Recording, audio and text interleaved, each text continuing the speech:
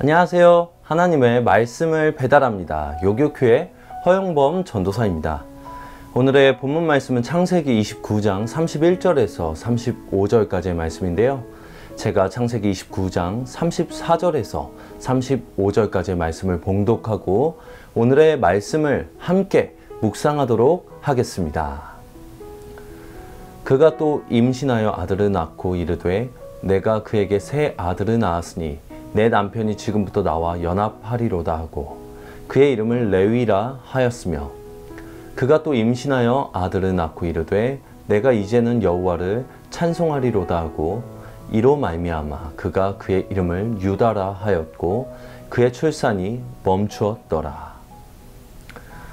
1940년경에 마닐라에서 사는 10살이 되었던 한 소년이 자전거를 사기 위해 저축을 시작했다고 합니다. 그게 소년의 최고의 소원이었고, 그런데 어느 날 저녁에 아빠와 엄마가 얘기하는 것을 듣게 되었는데 다른 나라에서 식량이 없어서 수많은 어린 아이들이 죽어간다는 이야기를 들었다고 합니다. 소년의 마음이 움직였습니다.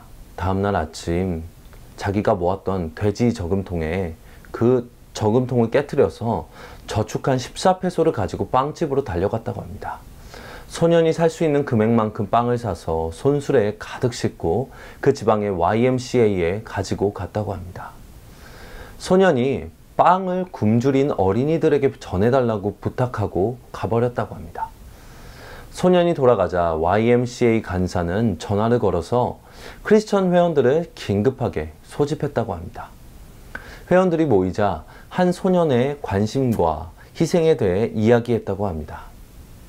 회의가 끝나고 소년이 가지고 온 빵을 경매에 붙였더니 1,254페소가 모금이 되었고 뉴욕에 사는 한 부인이 소년의 일을 듣고 약간의 돈과 함께 이렇게 적어 보내왔습니다.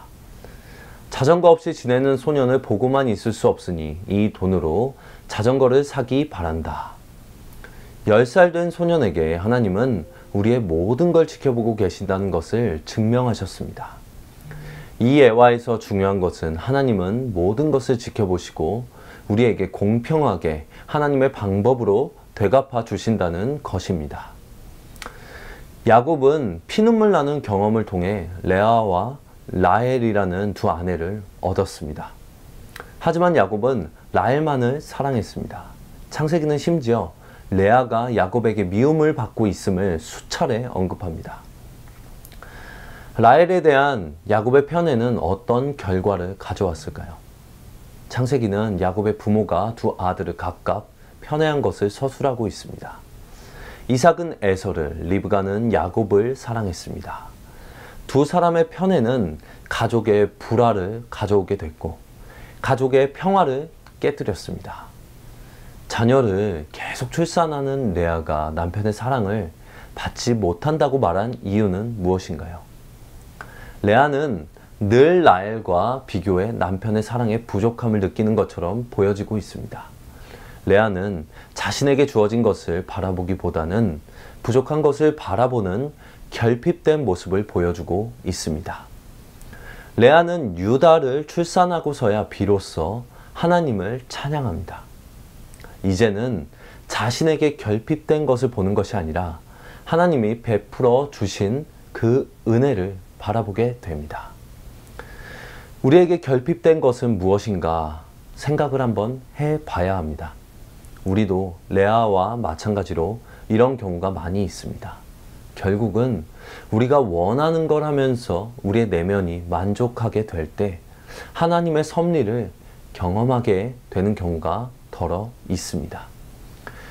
우리의 만족을 채우기 전에 하나님의 말씀을 통하여 얼른 깨닫는 하나님의 축복이 여러분에게 있기를 바랍니다.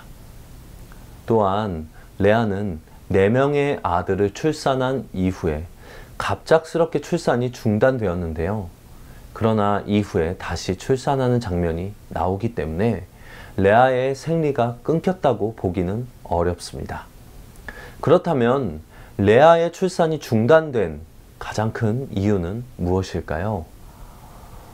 여기에는 여러 해석이 있습니다만 이 장면에서 중요한 것은 레아가 야곱에게 더 이상 의존하지 않고 있음입니다. 야곱의 사랑을 갈구하던 레아는 여호와를 찬양하며 여호와의 사랑에 만족하는 모습을 보여주고 있습니다. 그러자 그녀의 출산이 멈추었습니다.